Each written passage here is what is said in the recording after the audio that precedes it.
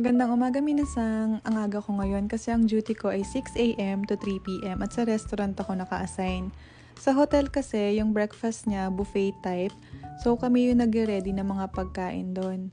Minsan naman 12 p.m. to 9 p.m. naman yung shift ko, lalo na kapag may group reservation sa dinner. Tapos, may bed making din akong schedule. Kapag bed making naman ako, 9 a.m. to 6 p.m. naman yung pasok ko. Every morning din, chinecheck ko yung weather para alam ko kung paano ko babalumbunin yung sarili ko kapag lalabas na.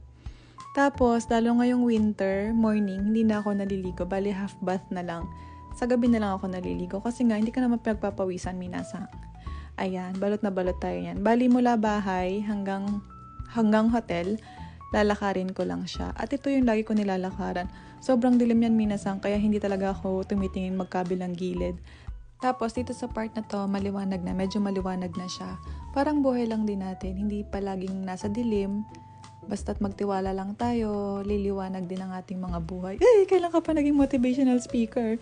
At ito na nga minasang, nakarating na tayo. Matane, salamat sa panonood!